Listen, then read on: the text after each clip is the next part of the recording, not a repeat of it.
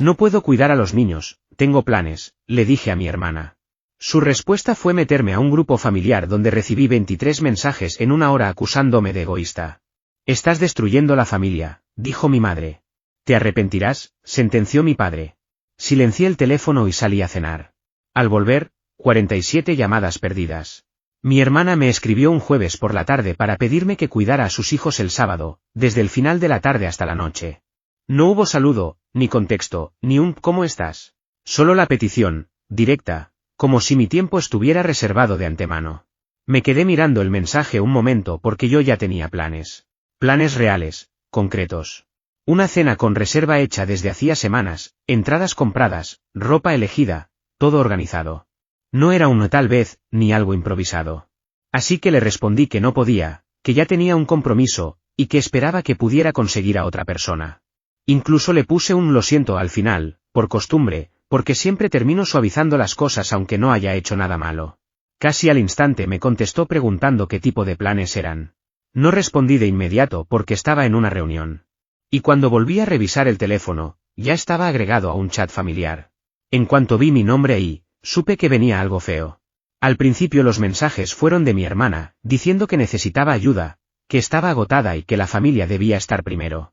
Después apareció mi mamá con un simple signo de interrogación y una frase que me dolió más de lo que esperaba: pensé que querías a tus sobrinas.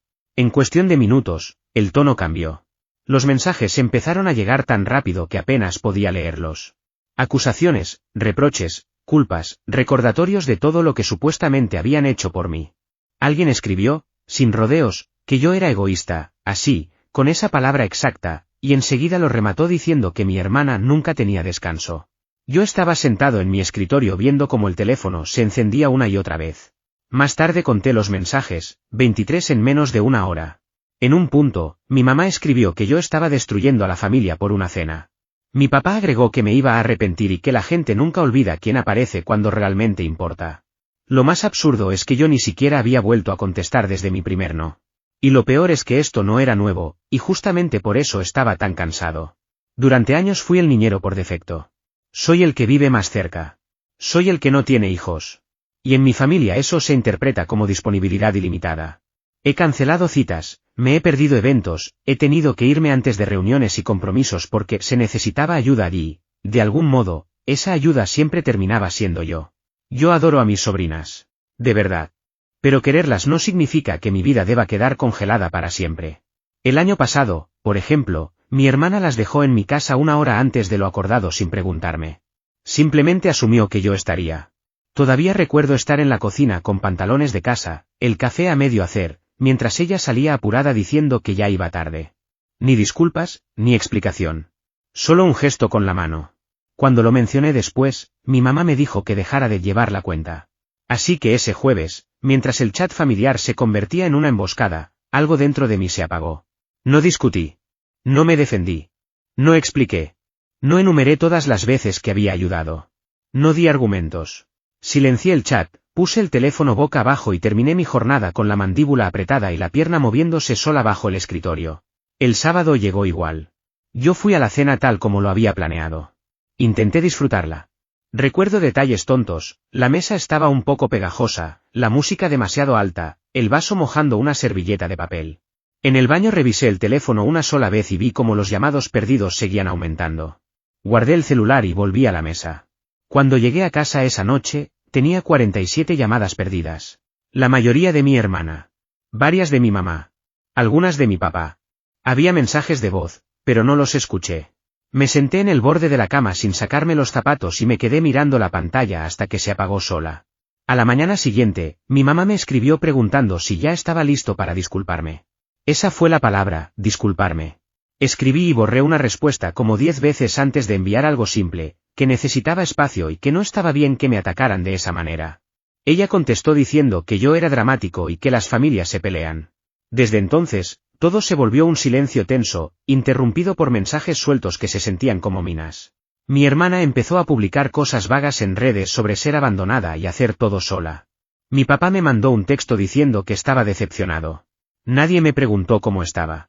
Nadie reconoció que yo también tengo derecho a decir que no. Yo seguía dándole vueltas en la cabeza. Me preguntaba si debería haber cancelado la cena. Si silenciar el chat empeoró todo. Una parte de mí se sentía aliviada por no haber cedido esta vez. Otra parte se me revolvía cada vez que el teléfono vibraba. Quedé atrapado en una especie de limbo, nada se resolvía, pero todo se sentía distinto. No sabía qué hacer. Si mantenía mi postura, esto podía ponerse todavía más feo. Si cedía, probablemente todo se calmaba, pero a costa de volver a lo mismo de siempre. Y sinceramente, necesitaba una mirada externa. Actualización 1. Primero, gracias. No esperaba que tanta gente respondiera. Y menos esperaba recibir tantos mensajes de desconocidos diciéndome que no estaba loco.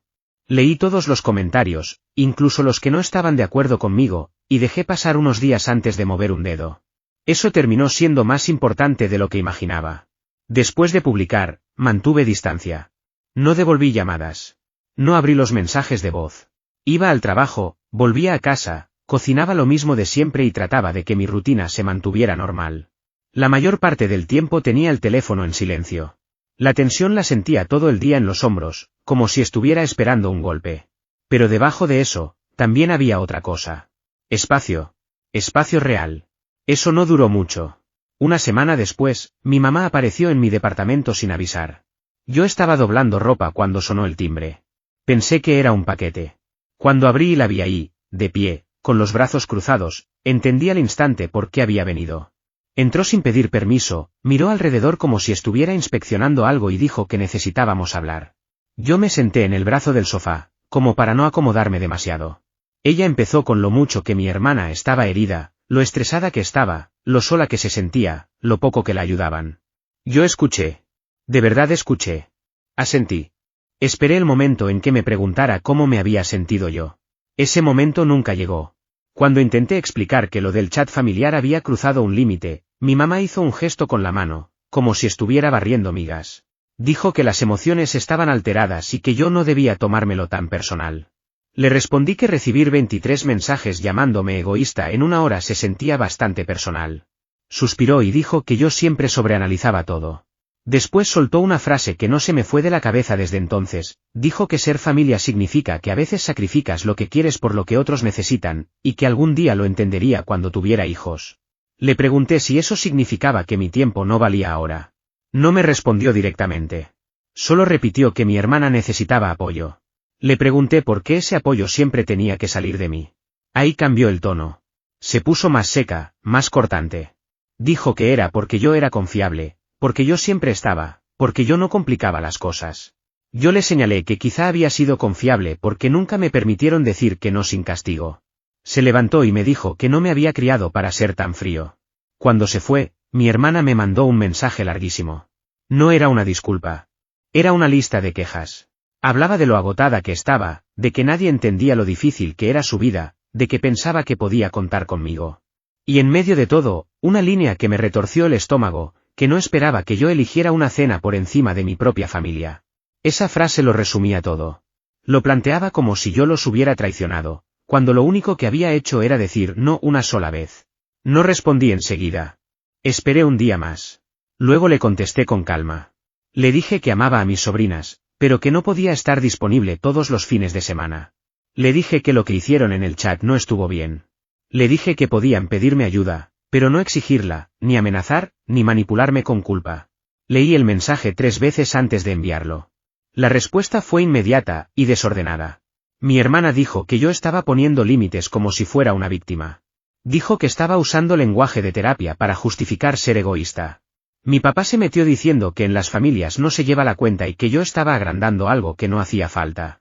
Mi mamá dijo que ya no me reconocía. Y entonces pasó algo que no esperaba. Mi tía, con la que casi no hablaba, me escribió en privado. Dijo que había escuchado lo que ocurrió y que quería saber cómo estaba. Eso ya era raro. Intercambiamos mensajes educados y luego me dijo que entendía por qué estaba saturado, porque al parecer no era la primera vez que mi hermana presionaba a alguien hasta que explotaba. Me contó que mi primo había dejado de cuidar a los niños meses atrás por un conflicto similar. Esa vez no hubo chat grupal, solo gritos. Esa información me golpeó más fuerte que todas las acusaciones. Porque significaba que esto era un patrón.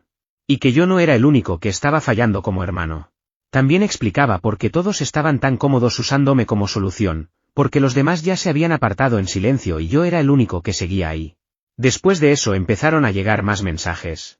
Un primo dijo que no quería meterse, pero que esto se había ido demasiado lejos. Otro familiar me dijo en privado que mejor pidiera disculpas para mantener la paz, y la verdad, me dio risa, una risa cansada, porque hasta el apoyo venía con presión. La situación empeoró, no mejoró. Ahora había bandos. Algunas personas me ignoraban por completo. Otras me escribían como si tuvieran miedo de que yo desapareciera. Mi hermana no volvió a pedirme que cuidara a los niños, pero se aseguró de que todos supieran lo sola que se sentía. Mis padres seguían repitiendo que era un malentendido y que yo lo estaba prolongando. Lo que me asustaba era lo fácil que sería arreglarlo, bastaría con mandar un mensaje diciendo perdón y ofrecerme para el próximo fin de semana. Todo se acomodaría. Yo lo sabía. Pero también sabía que, en el fondo, nada cambiaría. Y entonces apareció un nuevo problema. Mi mamá insinuó que se acercaba un evento familiar y dijo que significaría mucho si yo demostraba que todavía estaba dispuesto a estar ahí. No dijo la palabra niñera. Pero no hacía falta. Me sentía parado al borde de algo, como si cualquier paso que diera fuera a romper algo. Y empezaba a entender que esto ya no se trataba de un solo sábado. Actualización 2. Las cosas escalaron más rápido de lo que pensé, y al principio no fue de forma explosiva. Fue más silencioso, más apretado, como el aire antes de una tormenta. El evento familiar que mi mamá insinuó resultó ser el cumpleaños de mi sobrina. Me enteré por un mensaje grupal del que yo seguía silenciado. Un primo lo mencionó como si nada mientras hablábamos de otra cosa y me preguntó si iba a ir. Así fue como supe la fecha, la hora, todo. No hubo invitación directa. No hubo vas a venir. Solo la suposición de que yo aparecería y volvería a mi lugar de siempre. Me quedé con esa información un día entero antes de decidir ir. No para hacer un punto, sino porque no quería que mis sobrinas quedaran atrapadas en el conflicto de los adultos. Compré un regalo, lo envolví mal como siempre, y manejé hasta allá con el estómago cerrado. Apenas entré, sentí el cambio. Las conversaciones bajaron. Alguien me abrazó rápido, como por compromiso. Mi hermana apenas me miró. Mi mamá estaba exageradamente alegre, esa alegría artificial que usa cuando intenta controlar el ambiente. Y empezó a asignarme tareas pequeñas. ¿Puedes traer platos? ¿Puedes ayudar a acomodar esto? ¿Puedes mirar a los niños un minuto mientras hago tal cosa? Hice algunas cosas. Y luego, cuando me pidió que sacara a los niños afuera para que los adultos pudieran hablar, dije que no. Lo dije tranquilo, sin levantar la voz. Dije que había ido a celebrar, no a trabajar. El silencio fue tan fuerte que se escuchaba el zumbido del refrigerador. Mi hermana explotó. Dijo que ni siquiera podía darle una tarde. Dijo que yo estaba haciendo todo sobre mí otra vez. Mi papá intervino para que ella se calmara, pero después se giró hacia mí y me preguntó por qué estaba siendo tan terco. Le dije que no era terquedad. Era un límite. Esa palabra lo detonó todo. Mi hermana se rió de una forma seca, sin humor, y dijo que yo había cambiado desde que empecé a hablar con extraños en Internet. Preguntó si Reddit me había enseñado que la familia ya no importaba. Mi mamá le pidió que parara, pero no corrigió la idea. Solo se veía cansada, como si todo esto fuera una molestia. Me fui temprano. Me despedí de mis sobrinas y salí con la bolsa del regalo todavía con medio pastel dentro porque se me olvidó en la mesa. Después me quedé sentado en el auto más tiempo del necesario. Me temblaban las manos. Recuerdo agarrar el volante y darme cuenta de que estaba apretando los dientes. Esa noche el teléfono volvió a explotar, pero esta vez no solo era la familia. Alguien lo publicó. Mi hermana hizo un post largo en redes sobre ser madre soltera sin apoyo y tener un hermano que cree que los límites son más importantes que la familia. No puso mi nombre, pero no hacía falta. Dio suficientes detalles como para que cualquiera que nos conociera supiera de quién hablaba. Los comentarios fueron brutales, pero de una manera extrañamente validante, gente diciendo que ella merecía mejor, que no podían imaginar darle la espalda a la familia. Y luego vino algo peor. A la mañana siguiente, mi papá me llamó y dijo que teníamos que hablar en serio. Tenía ese tono que usaba cuando yo era adolescente y estaba en problemas. Me dijo que mi hermana estaba sobrepasada y que mi actitud la estaba empujando a un límite. Dijo que estaban considerando pedirme que me comprometiera formalmente a ayudar los fines de semana por un tiempo, para que las cosas se estabilizaran. Le pregunté qué significaba formalmente. Dijo que quizá escribirlo, establecer expectativas, asegurarse de que todos estuvieran en la misma página.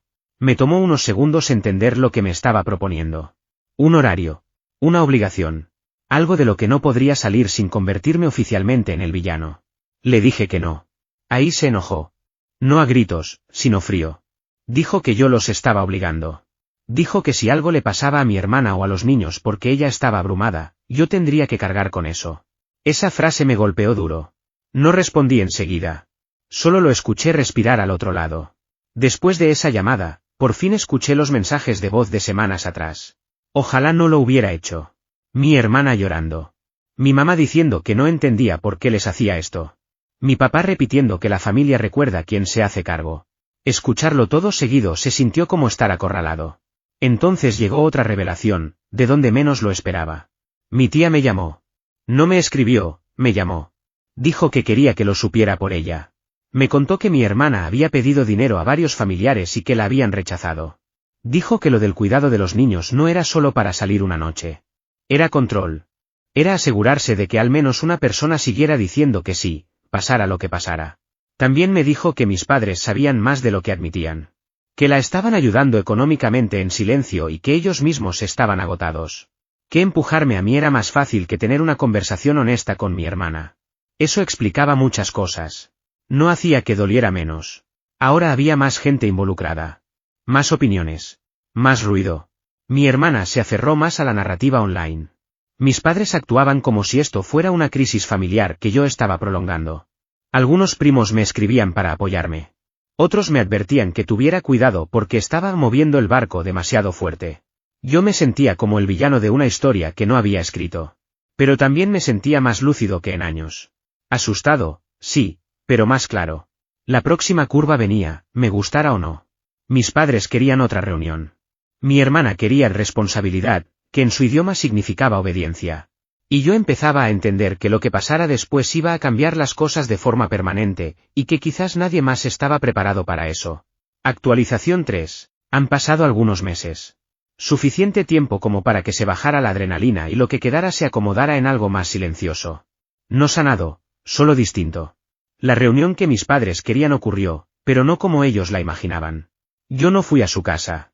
No me senté en la mesa del comedor donde todo termina convertido en sermón. Propuse un lugar neutral, un café cerca de mi departamento, a mitad del día. Eso solo ya generó tensión. Mi mamá dijo que era frío. Mi papá dijo que lo estábamos volviendo más formal de lo necesario. Yo le respondí que ese era el punto. Mi hermana no fue. Dijo que no veía sentido en hablar si yo no estaba listo para hacerme cargo. Esa frase todavía me queda dando vueltas, por lo tranquila que la dijo, como si fuera completamente razonable.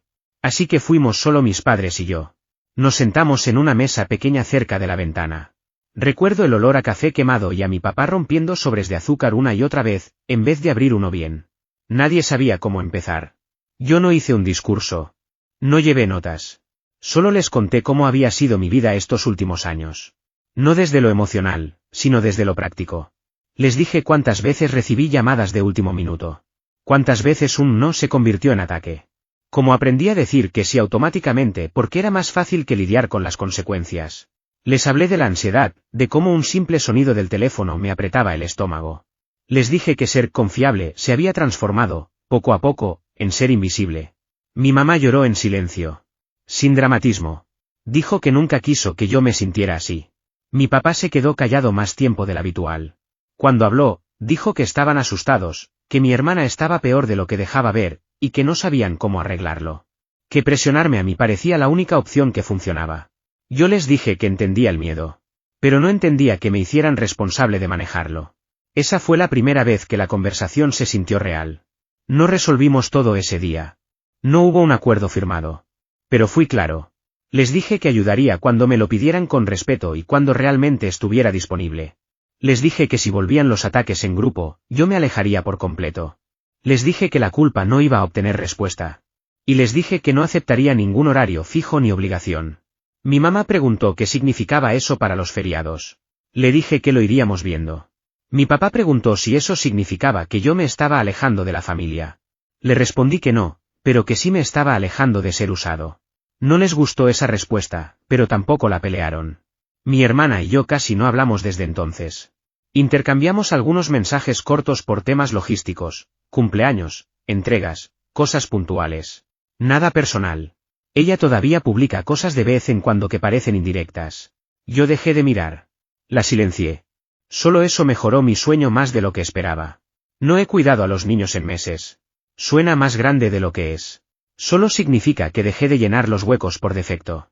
Alguien más lo hizo, o cambiaron planes, o se arreglaron sin mí. Y creo que eso fue lo que más sorprendió a todos, que el mundo siguiera girando sin que yo estuviera ahí sosteniéndolo. A veces siento culpa. A veces casi mando un mensaje ofreciendo ayuda, solo para demostrar que no soy mala persona. Esos momentos pasan. Me recuerdo que querer paz no significa que yo deba estar disponible todo el tiempo. Con mis padres estoy mejor, pero con cautela. Hablamos. No hablamos de todo. A veces mi mamá todavía pregunta de una forma que asume el sí. Yo digo que no, más fácil ahora. A veces ella se queda callada. A veces lo acepta. El progreso es irregular. No estoy fingiendo que esto es un final perfecto. No lo es. Hay distancia donde antes había cercanía, y eso duele. Pero también hay espacio en mi vida que antes no existía. Fines de semana que se sienten míos. Un teléfono que ya no se siente como una correa. Estoy aprendiendo que los límites no arreglan las relaciones. Las cambian. Y a veces ese cambio incomoda. A veces ese cambio es necesario. No sé cómo se verá esto a largo plazo. Pero sé que ya no puedo volver a como era antes.